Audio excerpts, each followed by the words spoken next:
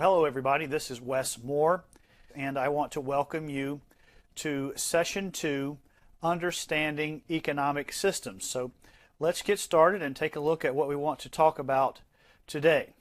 Number one, we want to talk about costs other than price.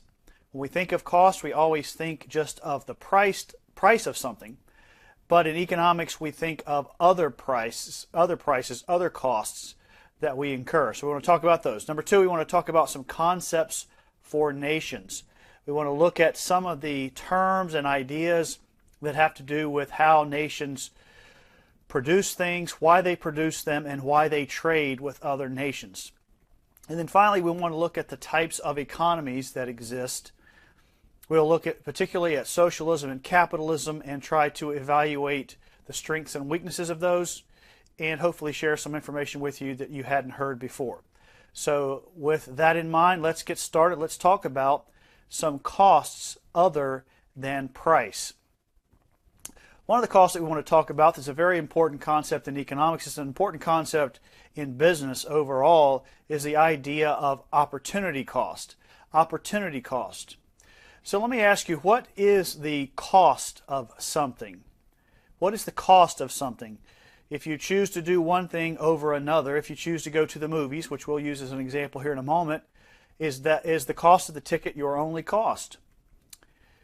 We usually think of cost as just what we pay for something. We don't think of the total cost or of the other costs that we receive, or even the cost of things that we give up.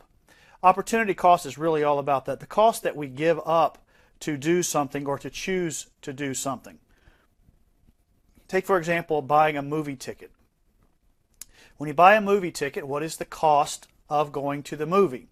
Well, naturally, you're going to say the cost of going to the movie was the ticket. But is that the only cost?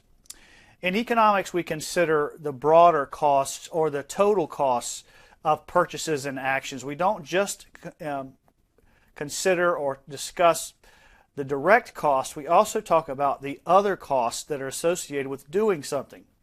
And that we call opportunity cost. Opportunity cost.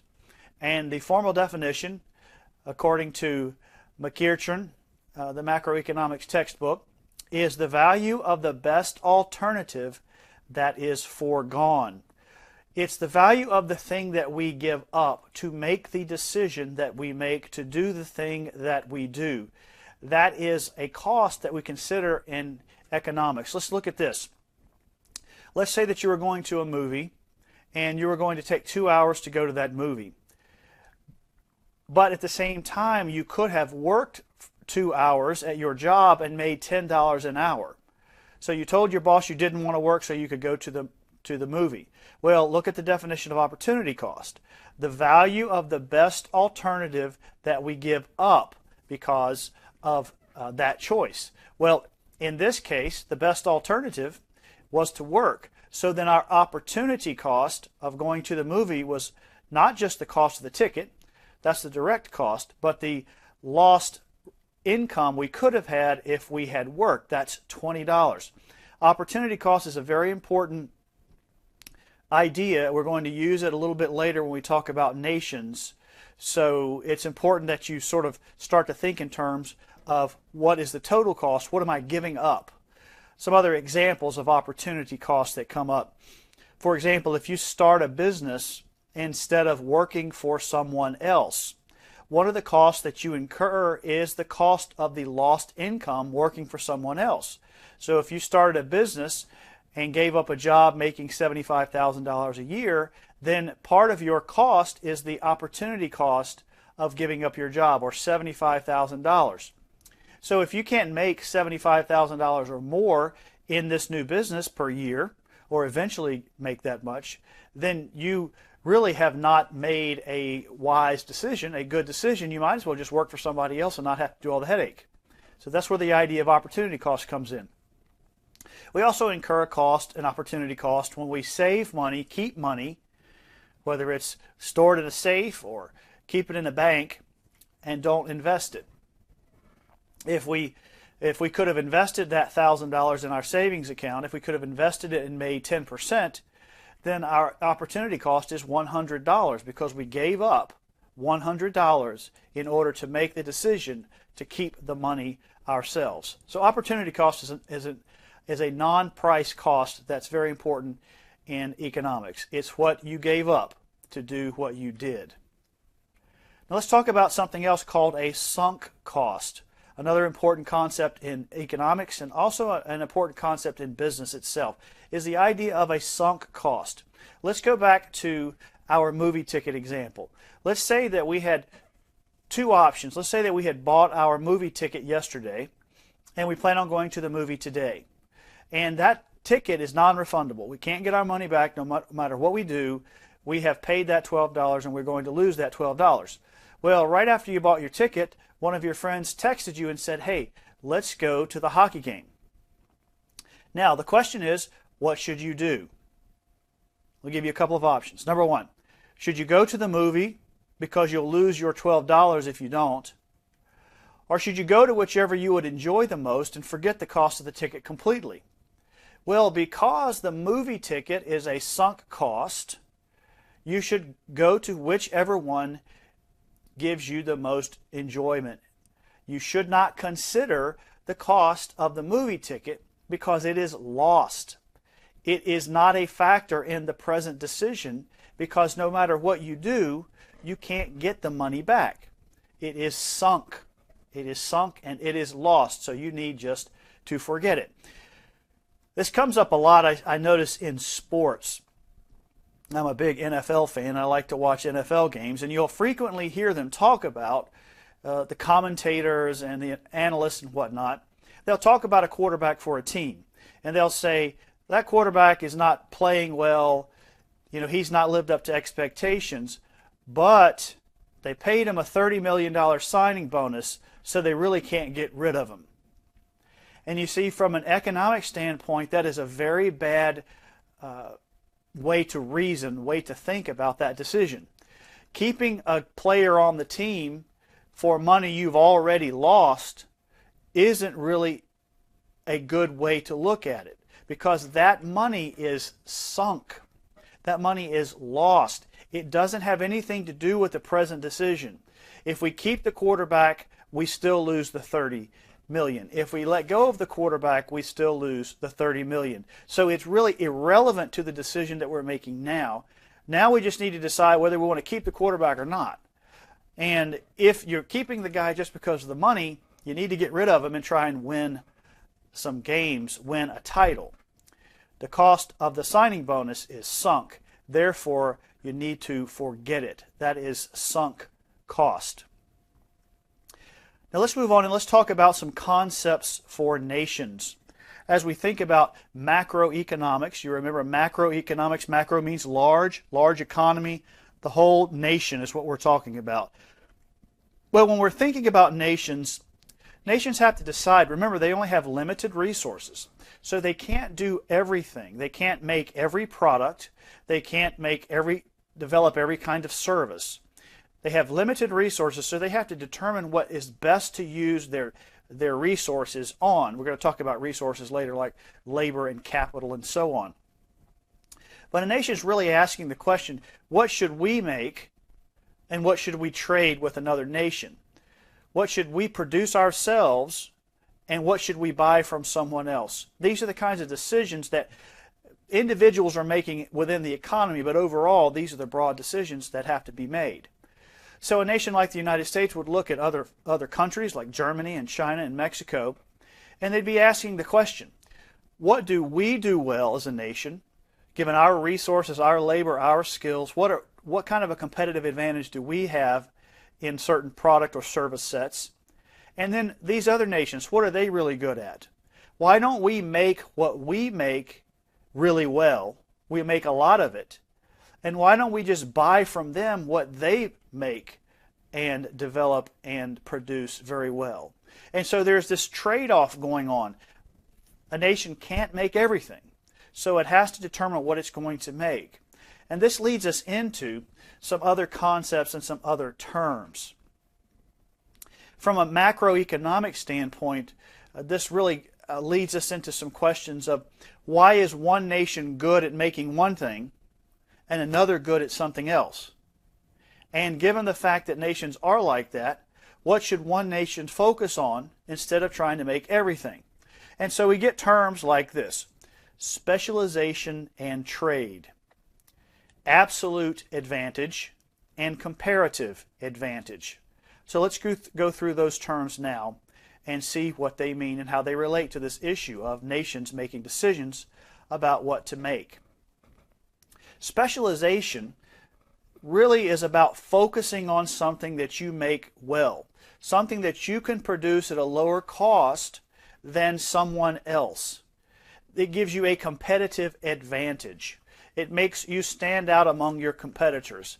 Nations, just like companies, compete with one another for the purchases of other nations and other consumers. So specialization is the idea that I'm going to focus on what I'm really good at. And this is a business principle you need to keep in mind too, especially for those of you who are going to be entrepreneurs and start your own business. You have to ask, what am I really good at? I need to focus on that. And then I'm going to trade with the folks who make other products well that I don't make well. So in a business standpoint, in a small business standpoint, you may farm out accounting services because somebody else is really good at those. In a sense, you are trading for those.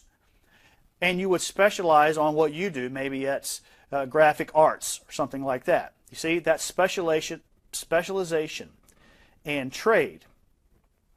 Now let's get into, under this umbrella of specialization and trade, there are two additional terms that we need to talk about that are important. One is called absolute advantage and the other is comparative advantage. So let's look at these. Absolute advantage is when each party in a trade, we're talking about two nations, whether it might be the U.S. and China, or it might be you and your roommate, whatever the case is, each party does something better than the other. So I have an absolute advantage in doing one thing, maybe producing lumber. You have an absolute advantage at producing rice. And so each party does something better than the other, and this causes them to trade with one another. All right, it causes them to specialize and then trade. Let's look at an example. And this is the example given in the macroeconomics textbook by McEachern. All right, he talks about two roommates. One is really good at typing papers and one is good at ironing shirts. And each roommate has an hour a day to work on both of these things. And one roommate can do this many papers and one roommate can do that many, and one roommate can do so many shirts and the other so many shirts as well. And these are the numbers that he gives. He says you can type 2 papers in an hour and you can iron 6 shirts in an hour. Your roommate, on the other hand, he can only do 1 paper an hour, but he can do 12 shirts an hour. So you can see here, in 1 hour, if you split this up, now you got 30 minutes for each. In 1 hour alone, you would only be able to do 1 paper and 3 shirts, right? Because you take half an hour to do 1 paper, and the other half an hour you'd be able to do 3 shirts. But your roommate, he would only do half a paper in that half hour, and then he would do 6 shirts. So you can see if each of you just do your own thing and you don't trade with one another, then you end up with 1 paper and 3 shirts. He ends up with half a paper and 6 shirts. But if you specialize, because each of you is better at one of those items than the other, you're better at typing papers. So in that hour, you just focus on typing papers. This isn't plagiarism. We're talking about taking a handwritten paper and then typing it in. That's what he's talking about, not cheating. But at any rate, if he focuses on that because he's better at it, he has an absolute advantage, then he will in 1 hour, he will type 2 papers. Or you will, I'm sorry. The roommate, on the other hand, if he spends the whole hour, he will iron 12 shirts. And you can see together, when you split that up, you get 2 papers and 12 shirts, and you split it between the two of you, and each of you gets 1 paper and 6 shirts. And you can see how that's better because you specialized.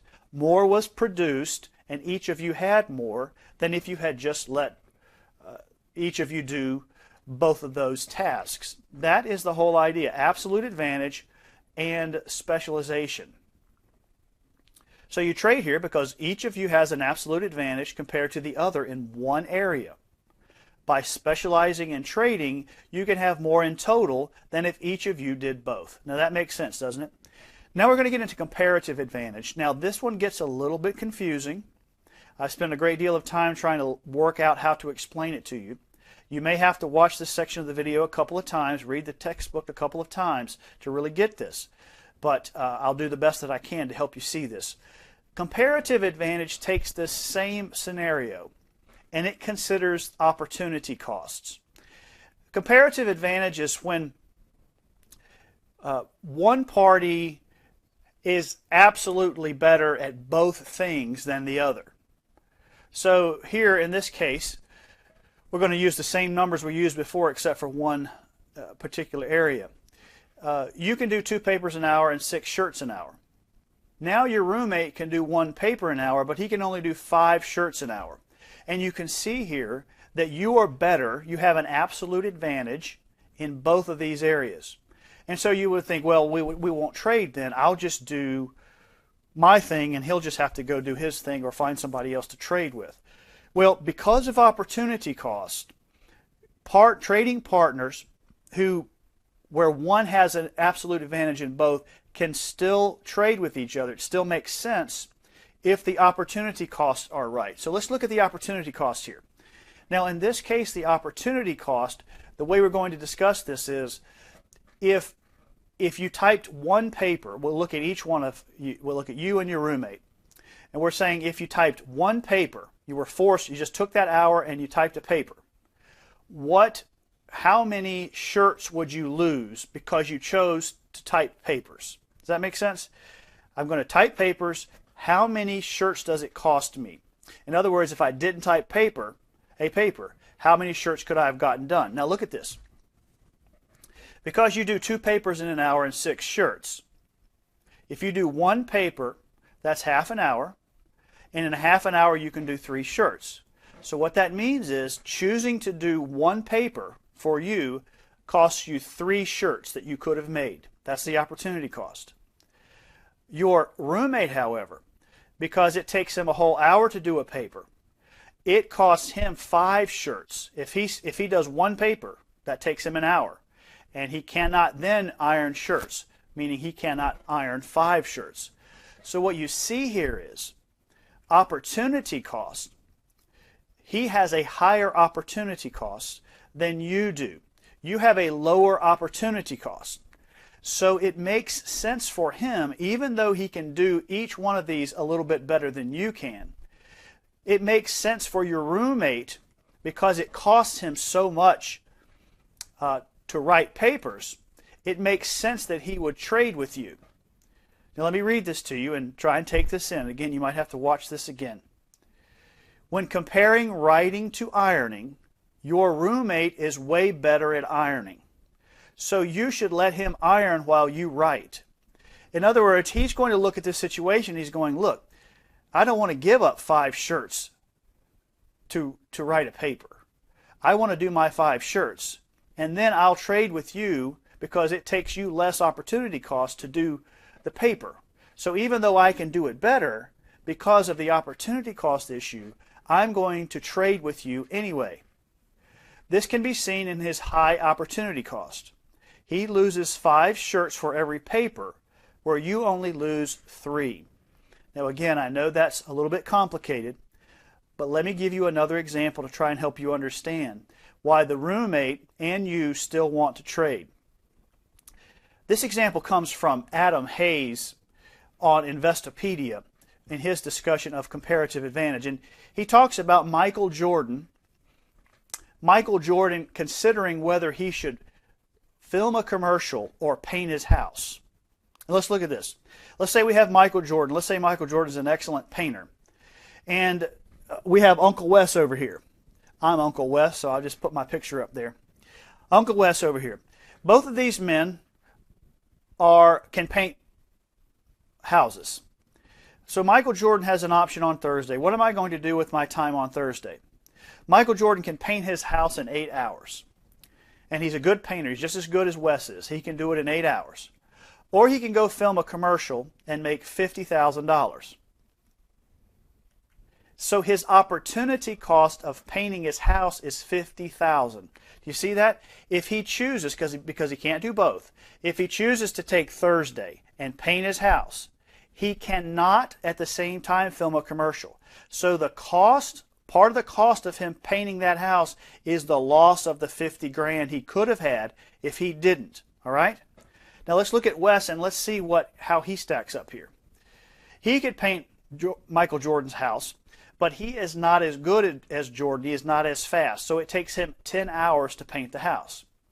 If he didn't, he could take that 10 hours and he could work at McDonald's and make $10 an hour and end up with $100. So his opportunity cost of painting is only $100. If he chooses to paint, he only has to give up $100.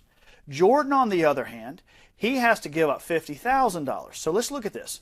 So Michael Jordan has an absolute advantage over Uncle Wes in painting. He can do the same job for less time. He is a better painter than Uncle Wes.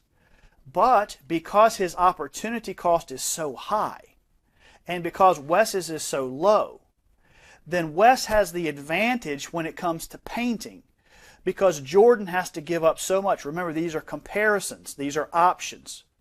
So Michael Jordan, when he looks at his scenario, and Uncle Wes, he's going to say, look, I'm just going to pay Uncle Wes $100, whatever it is, say it's $1,000 to paint my house, I'm going to go make the $50,000. So because Uncle Wes has a low opportunity cost compared to his trading partner in this area, it makes sense for his trading partner, who has an absolute advantage, still to trade with him. Now again, I know that's confusing, but watch the video a couple of times and see if you can't get that. So the result is, even though Jordan could do the job faster, he makes more money if he hires Uncle Wes and trades with him. All right, our final discussion this session, types of economic systems. First of all, let's talk about the resources in an economy very quickly. In an economy, you generally have three types of resources. We have labor. That's the workers. That's what the people who put in the hours to carry out the tasks. And then you have capital. Capital is what the workers use. In this case, we've got a guy on the left here, and he is blowing off, using a blower to blow off a parking lot. Well, he's the worker, but that thing he's using to do that job, that's the capital. That blower is a capital. Capital can be money, capital can be buildings, equipment, all right? You need both labor and capital to produce something. And the third thing you need is natural resources. Natural resources, trees, resins from trees, natural gas, rock, wire, copper, ore, all that kind of thing. That's what you need. So you need labor, capital, and natural resources. Those are the resources of an economy. And when a nation is trying to decide, we're trying to determine what kind of an economy a nation has. We're trying to tell the different systems apart. There really are only two systems, two ways that nations choose, whether they choose it openly or it just sort of happens, to use their limited resources to fulfill their unlimited needs. Remember that, wants and needs. There are only two ways to do that. There's socialist and there's free market or capitalist. Those are synonymous.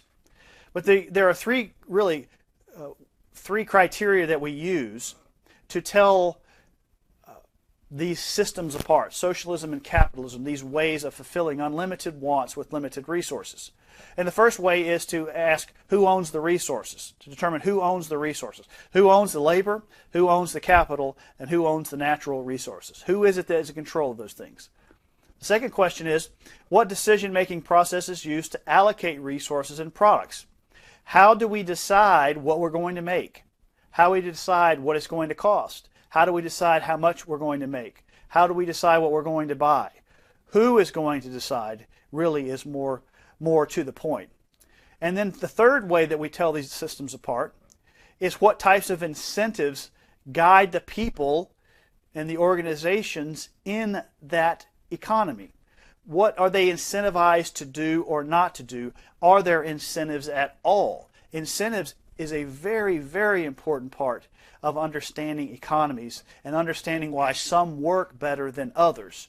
And it's not a word that we use very often in popular culture when we're talking about things like socialism and capitalism or free market economies. So what we want to do now is we've got labor, capital, and natural resources. And now we want to take these three questions and we want to apply them to free market economies or capitalistic economies, and then socialist economies, and then try and draw some conclusions about them.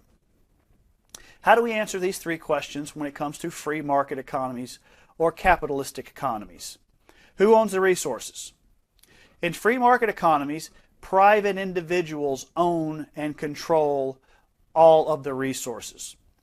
Private people, individuals like me and you, business owners who are free private individuals. We do, of course, in the United States and other capitalistic economies have government control of certain pieces of the economy. Many times that ends up being things we can't provide on our own efficiently.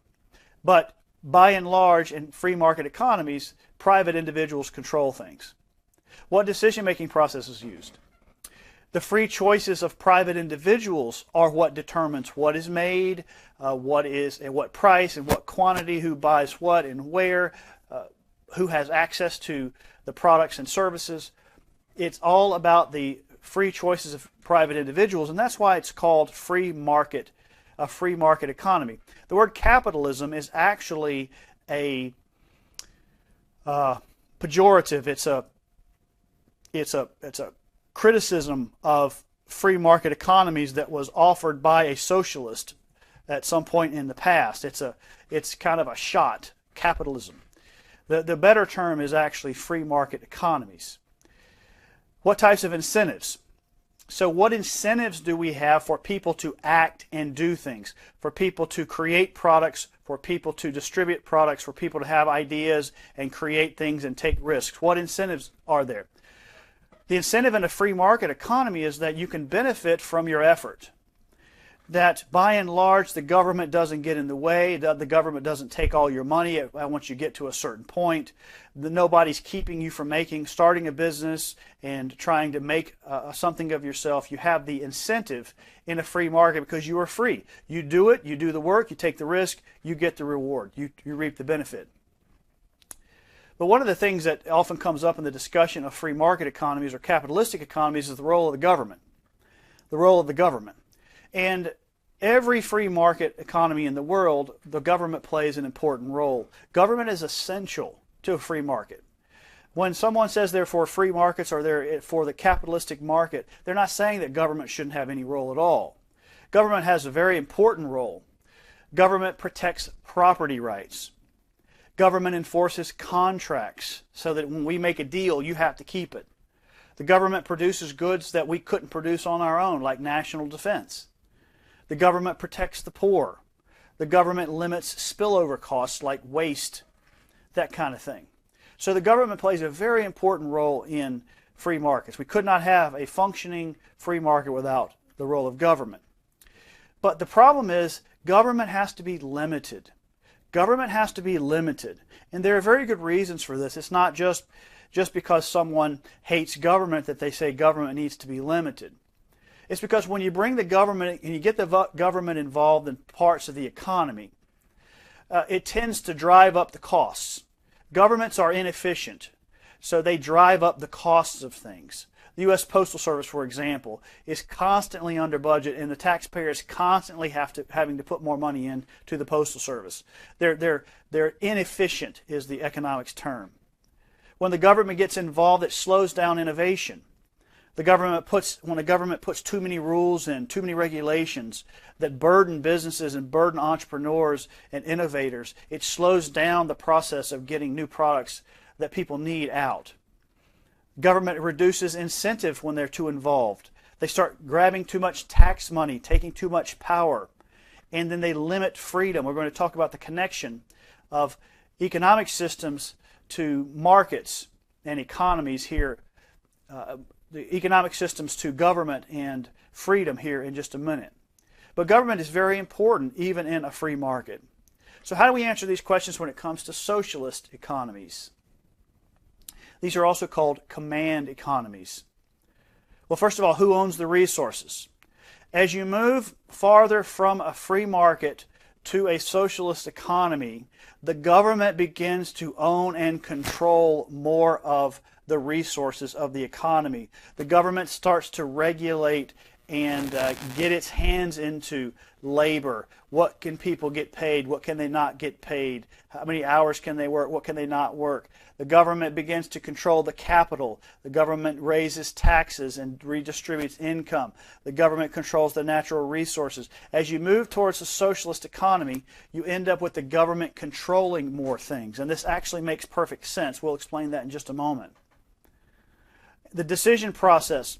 Generally, these decisions about control, as we move from free markets to socialism, we end up with government bureaucrats, people in government offices far away, trying to make decisions about things like the economy, what is made, who gets it, and what prices are, and things like that.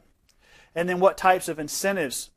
As you move, again, from capitalism and free markets over to socialism, you see the incentives to create, the incentives to innovate, to take risks, to work very, very hard are reduced. And here's the reason that this is true. If you think about the word socialism, the idea behind socialism is that everybody should share in the prosperity and wealth and resources of the nation.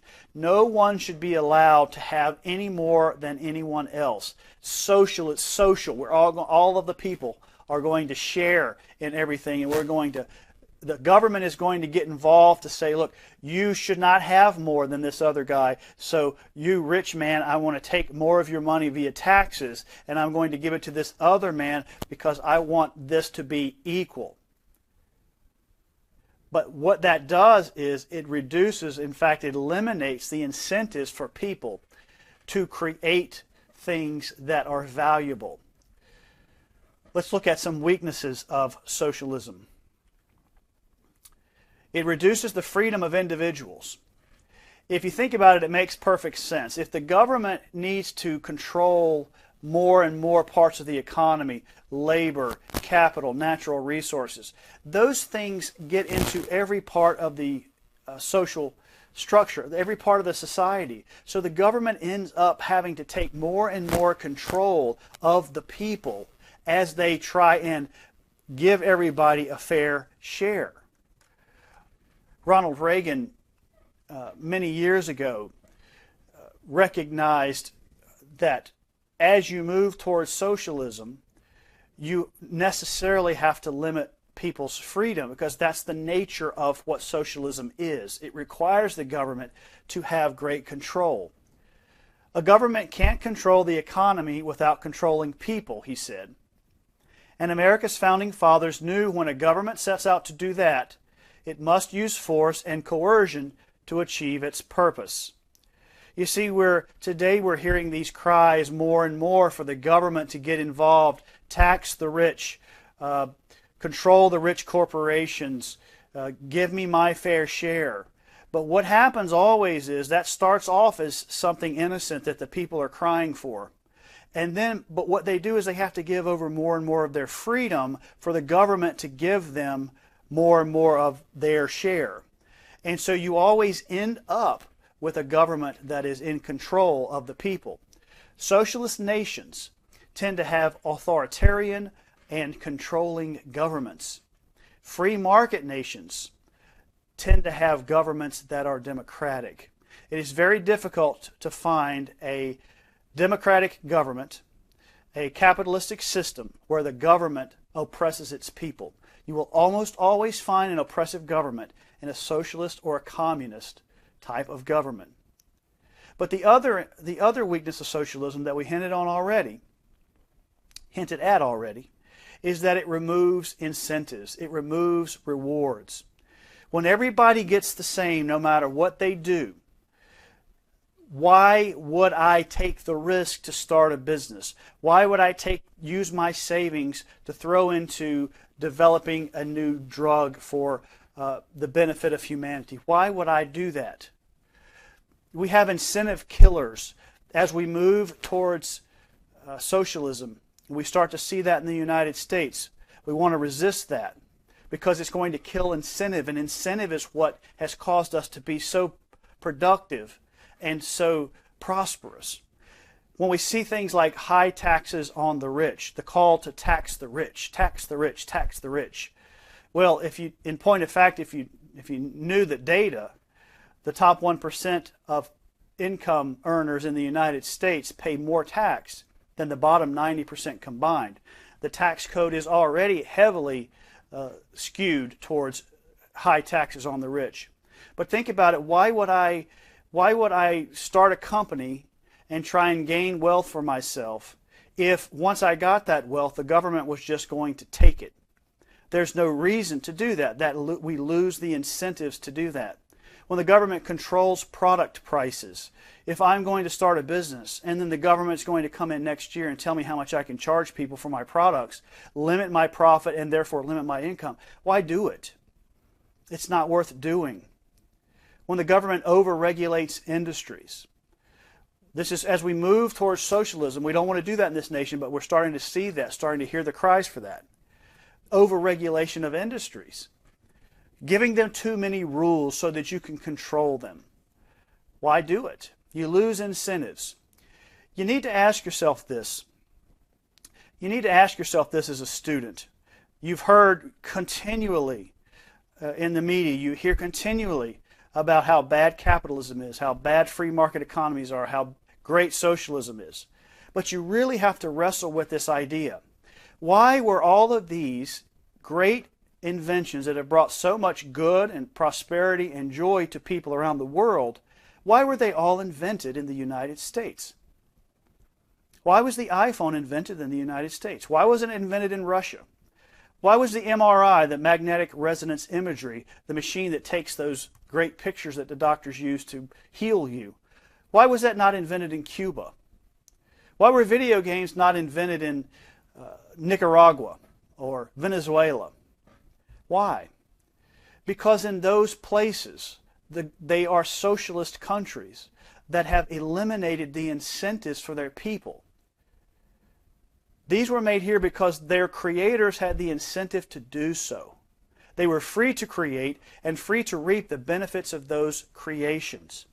So every time we start asking for the government to tax the rich more, every time we start asking for the government to control those drug prices, double the minimum wage and get those greedy corporations, they can handle it, they can take it. What we are calling for is the end of incentives. And eventually these kinds of products won't be made here anymore, and our wealth will suffer, and we will go the way of all other socialist nations, which is to the road of poverty. All right, so that's the end of this session. I hope that you have enjoyed it. We look forward to seeing you again